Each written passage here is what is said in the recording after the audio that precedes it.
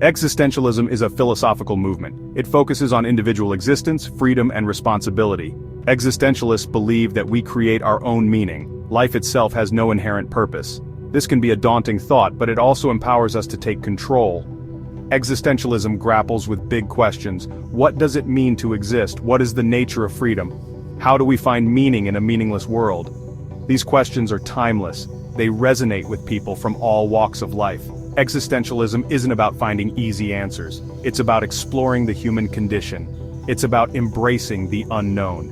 Existentialist thinkers encourage us to question everything. They challenge us to live authentically. Some key themes run through existentialism. These include angst, absurdity, and authenticity. Angst is a feeling of anxiety. It comes from realizing our freedom and responsibility. Absurdity arises from the clash between our desire for meaning and the meaningless universe. Authenticity is about living in accordance with our true selves. Søren Kierkegaard is considered the father of existentialism. He was a Danish philosopher. Kierkegaard believed that existence precedes essence. This means we are born without a predetermined nature. We create our essence through our choices and actions. Kierkegaard identified 3 stages of existence. These are the aesthetic, the ethical, and the religious. The aesthetic stage is about seeking pleasure. The ethical stage focuses on moral duty. Finally, the religious stage involves a leap of faith. The leap of faith is a central concept in Kierkegaard's philosophy. It is a decision to believe in God despite the lack of objective evidence. It's a personal, subjective commitment. Kierkegaard believed that faith is essential for true existence.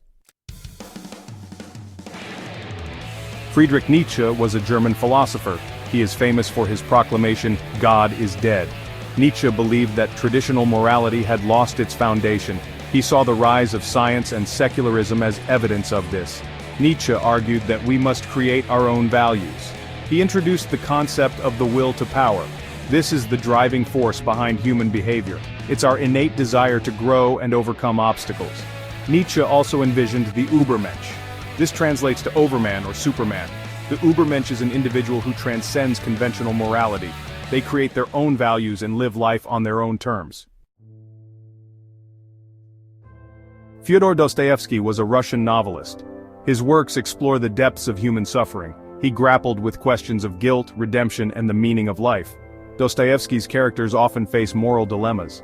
They struggle with faith and doubt. His novels force us to confront the complexities of human nature. We see the consequences of our choices. Dostoevsky's work is deeply psychological. He delves into the minds of his characters. He exposes their motivations and desires. His novels are a powerful exploration of the human condition. Section 5. Sartre, Existence Precedes Essence. Jean-Paul Sartre was a French philosopher and playwright. He is known for his statement, "Existence precedes essence." Sartre believed that we are born free. We have no predetermined nature or purpose. Sartre argued that we are condemned to be free. This freedom brings with it a heavy burden of responsibility. We are responsible for our choices. We are responsible for the meaning we create. Sartre also introduced the concept of bad faith. This is the denial of our freedom and responsibility. We engage in bad faith when we pretend that we are not free. We blame others for our choices. We conform to social expectations. Section 6. Camus, Embracing the Absurd. Albert Camus was a French philosopher and writer. He is known for his concept of the absurd. This describes the conflict between our desire for meaning and the meaningless universe. Camus believed that we must embrace the absurd. He saw this as the only authentic response to the human condition. We should not try to find meaning where none exists.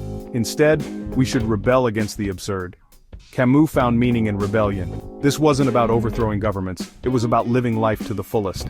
It was about embracing our freedom and creating our own values. Section 7. Heidegger, The Question of Being. Martin Heidegger was a German philosopher. He focused on the question of being. Heidegger wanted to understand what it means to exist. He introduced the concept of Dasein. This translates to being there. It describes the unique way that humans exist in the world. Heidegger believed that we are thrown into existence. We are born into a world that we did not create. We must come to terms with our own finitude. We must also confront the anxiety of our own mortality. Heidegger's work is complex and challenging. He explored the relationship between human beings and language. He also examined the impact of technology on our understanding of the world. Section 8. The Rise of Existentialism. Existentialism gained prominence in the 20th century. It was particularly influential after World War II. The horrors of war led many to question the meaning of life. Traditional values and beliefs seemed to have failed. Existentialism offered a way to cope with a world in turmoil. It provided a language for expressing the anxiety and alienation of modern life. It also offered a message of hope. Existentialism reminded people of their freedom. It encouraged them to take responsibility for their lives. It suggested that meaning could be found even in a meaningless universe. Section 9. Existentialism today.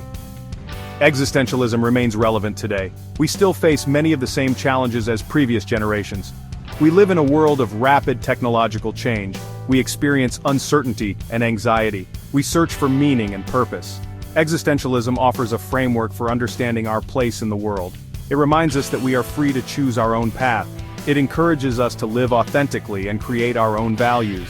Existentialism is not a set of answers. It is a way of asking questions. It is a call to live a more conscious and deliberate life. It is about embracing the unknown and creating meaning in a world that often seems meaningless.